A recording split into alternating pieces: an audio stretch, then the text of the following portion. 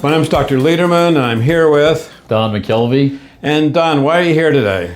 Dr. Lederman, I'm here today to go over the PET scan I just had yesterday. Okay, but your story with me didn't start yesterday. It started almost 6 years ago. 6 years ago. So 6 years ago, you came to me, and why did you come to me 6 years ago? I had a tumor on my colon.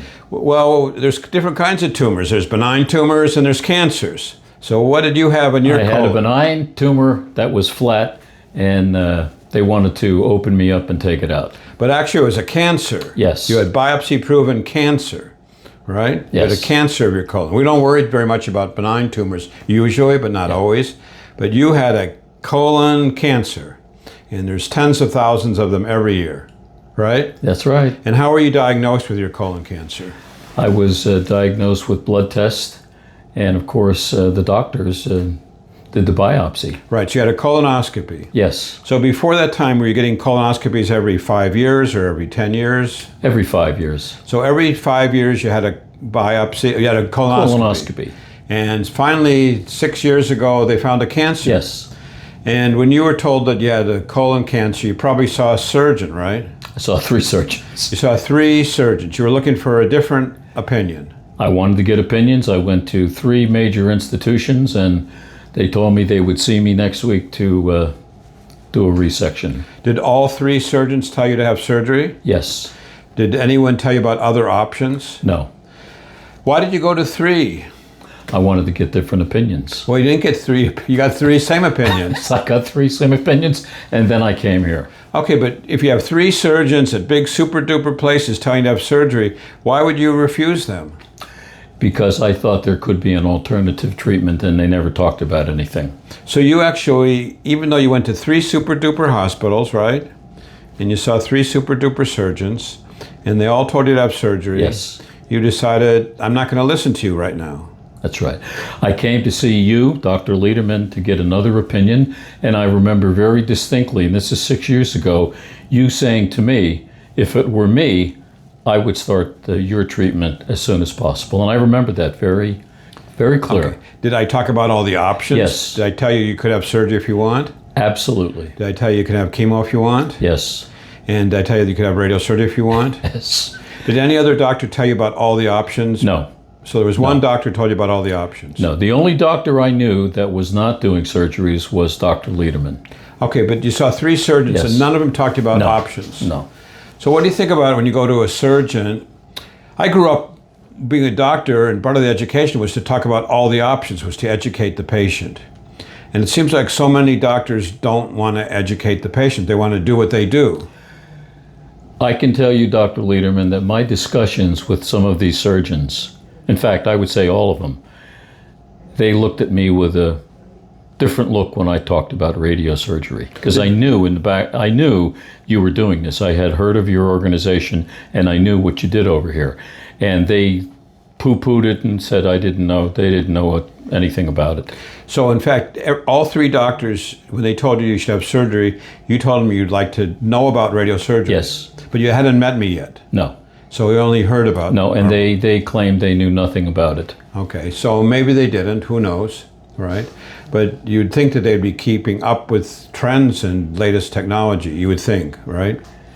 My opinion is that when you see a doctor who does surgeries, let's say on a daily, weekly basis, his primary goal is to do surgeries. He looked at, the doctors I went to looked at my scans and said, we'll see you in surgery. But I do radiosurgery every day, but I talked about surgery and chemo, right? Yes. So why was my presentation to you or response to you different than the other guys? Well, it made sense because there was no cutting, no bleeding, as you've talked about. And I thought that it was an effective way, and that for a reasonably healthy guy my age, I thought I would give it a try based upon my discussions with you. So your age back then was what, about 74? 74. Okay, so 74, but I told you about all the options. They did not. Right. And why did you actually choose radiosurgery, even though, if you look at voting, you had 4 doctors, 3 told you surgery, and 1 told you you could have surgery. And yet you still chose radiosurgery. In doing my due diligence about radiosurgery, I thought it was a great alternative. Okay, so you decided on radiosurgery, and you liked, what part of radiosurgery did you like? Well, the thing I liked about it is that, if I recall, I had about 12 treatments, and we did them right away. In other words, those 12 treatments were condensed into about 2 weeks. I came here every morning at around 7 or 8 a.m. I was out of here in a half an hour, and in 2 weeks I was finished. Yeah, in fact, there was only 10 treatments. 10, okay. And it was about almost 6 years ago. And let's talk about that experience. So you came in early in the morning. You came from New Jersey, right? Yes. So why didn't you go to Joe down the street from you rather than to come here? Why not? Because it's not available in New Jersey. Okay, did the fact that we've done 40,000 patients and we're first in America have any appeal to you? Of course. And it's interesting because if you do due diligence about radiosurgery, it's very, very difficult to find anybody, anywhere that I know of, that kind of does it like you do it. Okay, so let's talk about your experience. So you came for those treatments, you walked in the door early in the morning, and tell us what you remember about a treatment. Well, the frame was done initially. So it's a stereotactic frame where we computerize your and body. then you go into the room. The staff is great, and I laid in my cast. Right, a custom-made frame for you. And then the procedure took about all of 5 minutes, and I was up and out. So you were debilitated? Were you moribund when you walked out of here? You had to go resuscitate yourself in the emergency room? No, it was real quick. Like I say, I came in at 7 or 8 o'clock in the morning, and I was out of here in about a half hour, 40 minutes. And were you able to have a normal life the rest of that day? Nothing changed. Were you able to go have breakfast and read the paper and Yes. go to work and mow the lawn? I am active in business, and I went right to my different businesses. Did you miss any income that day? No. Did you miss any clients that day? Nope. Did you miss any phone calls that day? Nope. And matter of fact, my wife made comments about, "You're back already?" Oh, so she was disappointed. And you were in good shape. I was in great shape. And over the years now, nothing has bothered me. We've stayed in touch, obviously, and I'm back here 6 years later. Okay, so you had those 10 treatments, and then you've had routine testing over the years, right? Yes. And you've had colonoscopies and Yes. blood tests and physical exams. Yes. And you've had no more treatment. No. You've had no surgery and no chemo No. at any time. No. It's been recommended. Okay, so you've had surgeons who still want to cut on They you. still want to cut on me. Even though there's no cancer, they want to cut on you. That's right. Why would they want to cut on you if there's no cancer? Because when they look at the scans and they do colonoscopies, they see one thing, a tumor, and their method, in my opinion, is to cut. But they don't see any cancer. There's no cancer left in you, right? No, I have never, after seeing you, have had to discuss cancer. Right, so they don't see any cancer, and they don't see anything representing cancer, right?